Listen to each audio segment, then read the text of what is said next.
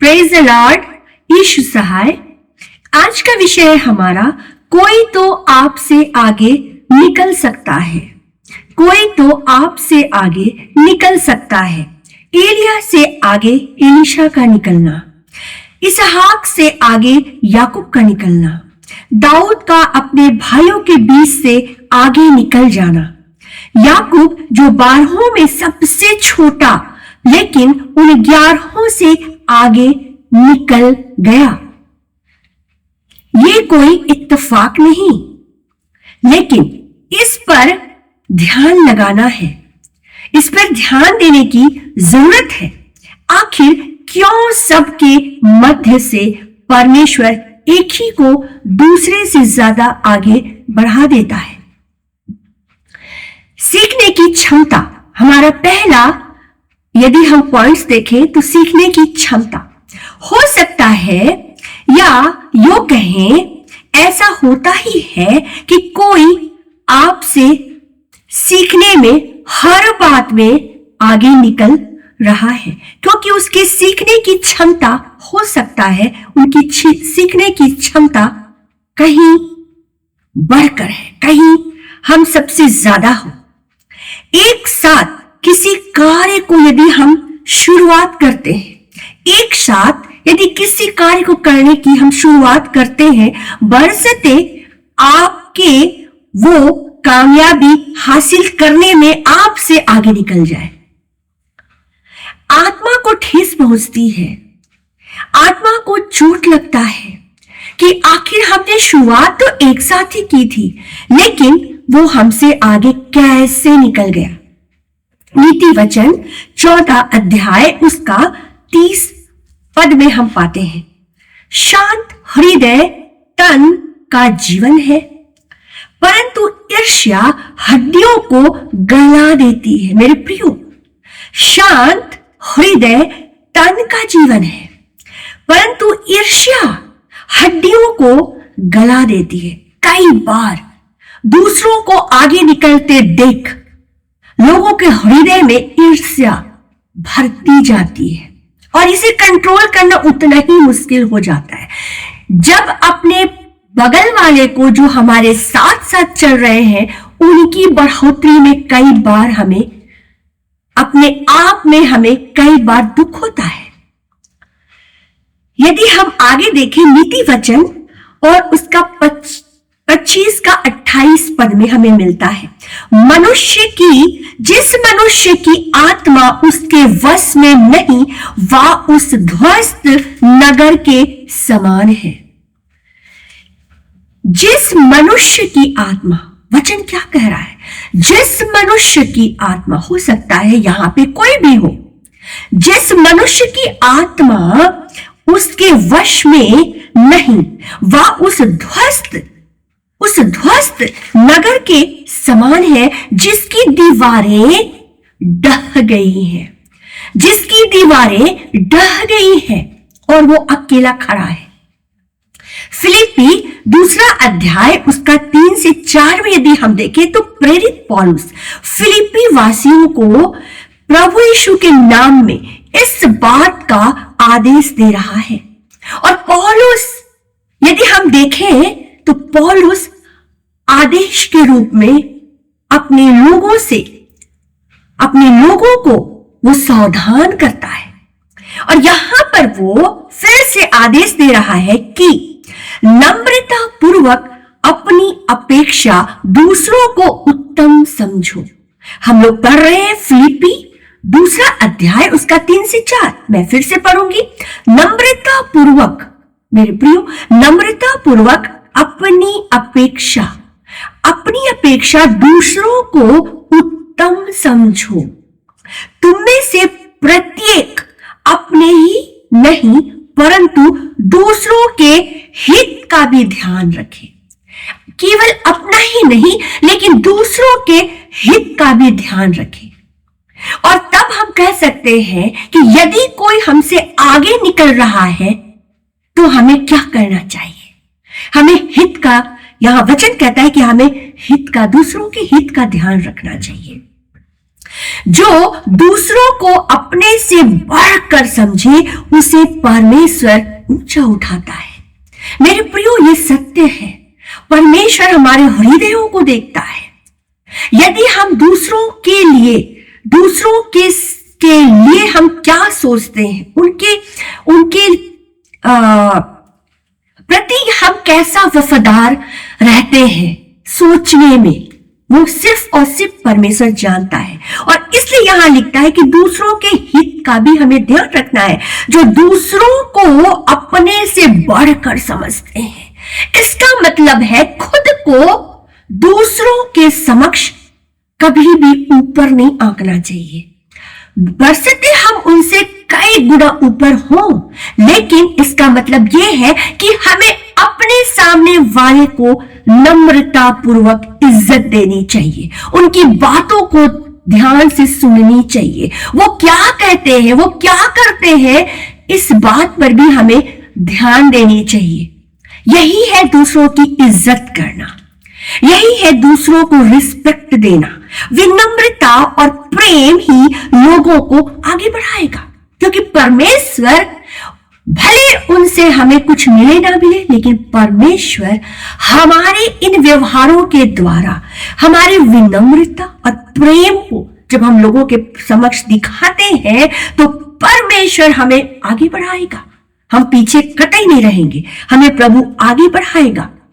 दूसरों को नीचा दिखाना अपने को श्रेष्ठ समझना है। दूसरों को यदि हम नीचा दिखाते, कई एक बार हम अपने मुख से दूसरों को नीचा नहीं दिखाते, लेकिन कई एक बार हमारे हृदय में टिस करके कुछ थोड़ा सा छोटी सी बात आ जाती है जो हम दूसरों को नहीं बोल रहे, लेकिन हमारे हृदय में वो बात ठहर जाती है। और वही काफी है हमारे दिमाग को, हमारे हृदय को गंदा करने के लिए, जो परमेश्वर जानता। और यहां लिखा है, यहां हम जानते हैं कि दूसरों को नीचा दिखाना, अपने को श्रेष्ठ समझना एक घमंडी की पहचान है। मेरे प्रियो, एक घमंडी की पहचान है। ऐसे लोग खुद को दूसरों के टक्कर में लेकर चलते हैं। खुद को दूसरों के टक्कर में ऑलवेज वो यही सोचते हैं कि हम सबसे आगे। उन्हें हमेशा आगे निकलने की होड़ लगी रहती है। वो अपने एक्टिविटीज से भी ये दिखाते हैं और अपने कार्य से भी दिखाते हैं, अपने सोच से भी वो दिखाते हैं। और परमेश्वर की दृष्टि में ये विचार तुच्छ समझा जाता है, ये कार्य तुच्छ समझा जाता है। परमेश्वर ऐसे लोगों से घृणा करता है। जो परमेश्वर की दृष्टि में निकट बना रहता है, वो खुद ब खुद उठाया जाता है, खुद ब खुद उठता चला जाता है, क्योंकि उसे उठाने वाला परमेश्वर है। वो खुद नहीं, लेकिन परमेश्वर है। हमने पढ़ा नीति वचन 25:28 में, आत्म नियंत्रण बहुत जरूरी है। मेरे प्रियो, हमें अपने आत्मा पर काबू पाना बहुत ही जरूरी है, क्योंकि ये एक मसीही जीवन में बड़ा ही महत्वपूर्ण स्थान रखता है। किसी की उन्नति देखकर जलता नहीं। वैसे लोग किसी की उन्नति देखकर जलते नहीं और ना ही विचलित होते हैं। ये नहीं सोचते कि वो तो निकल गया, मेरा क्या होगा, ये नहीं सोचते हैं। वो विचलित नहीं होते हैं, लेकिन वो विश्वास में स्थिर रहते हैं, क्योंकि वो जानते हैं यदि वह परमेश्वर में बने हुए हैं तो उनके लिए एक भली योजना है। किसी का देखकर खुद पे वही हो जाना, खुद के लिए वही हो जाना, वही योजना जो दूसरों के लिए बनी है वो मेरे साथ भी सेम हो जाए, परमेश्वर ऐसा नहीं चाहता। परमेश्वर हर एक के लिए एक भली योजना बनाकर रखा है। और जो यिर्मयाह 29:1 के आगे यदि हम पढ़ेंगे तो हमें 29:11 में ये मिलता है। यहां पर यो लिखता है, यहोवा कहता है कि मैं उन योजनाओं को जानता हूं जिन्हें मैंने तुम्हारे लिए बनाई है, ऐसी योजनाएं जो हानि की नहीं। परमेश्वर कतई हानि की योजना नहीं बनाता, परंतु तुम्हारे कुशल की है कि तुम्हें उज्जवल भविष्य दूं। जब यिर्मयाह नबी यरूशलेम से पत्र लिख रहा था, इस पत्र को, इस बात को, इस वचन को जब वो यिर्मयाह नबी यरूशलेम में लिख रहा था, तब जब यरूशलेम से बेबीलोन को बंधुआई बनाकर ले जाया गया था, यरूशलेम से बेबीलोन को बंधुआई बनाकर लेकर वो लोग चले गए थे, बंधुआई में वो लोग गए थे, और उस बंधुआई में रहने वालों को यहोवा ब्लेस करना चाहता था, यहोवा ब्लेस करना चाहता था। और इसलिए उस ब्लेस करने के लिए परमेश्वर यहोवा यो कहता है यिर्मयाह नबी के द्वारा, जो उन सब पर प्रकट होता है, और वो ये है कि इस ब्लेसिंग को आज जो अपने आप को आगे बढ़ने वालों से पीछे देख रहे हैं, जो अपने आप में इंफिनिटी कॉम्प्लेक्स लेकर चल रहे हैं कि हम तो पीछे हो गए हैं, हमारे पास कुछ भी नहीं है, अब मेरा क्या होगा। मेरे प्रियो, अब हम 2025 से 2026 में जाने वाले हैं। हो सकता है 2025 तक आपने बहुत कुछ खोया और बहुत कुछ पाया, लेकिन मनुष्य का ये एक विचार होता है, मनुष्य के अंदर एक कमजोरी होती है, वो पाने की लालसा रखता है, खोने की बातों को वो ज्यादा देखता है, लेकिन जो मिला उस पर लोग बहुत कम ध्यान देते हैं। आज परमेश्वर उनको बढ़ते रहने की सांत्वना देना चाहता है इस वचन के आधार पे, जो यिर्मयाह नबी यरूशलेम को पत्र लिख रहा है, उसमें वो क्या लिख रहा है, वो आज हमारे लिए भी वो ब्लेसिंग, आज प्रभु हमें भी वो ब्लेसिंग देना चाहता है, और वो चाहता है कि वो इस ब्लेसिंग के द्वारा सांत्वना दे। 2026 को आप कैसा देखना चाहते हैं? 2026 को आप कैसा वेलकम करना चाहते हैं? भले ही 2025 में आप बहुत दुखी हैं, लेकिन परमेश्वर आज एक बार फिर से हमारे विश्वास को बढ़ाना चाहता है। अपने खुद के लिए और अपने परिवार के लिए आप इन आशीषों को बार बार पढ़ सकते हैं। यिर्मयाह 29 में अध्याय में क्या लिखता है?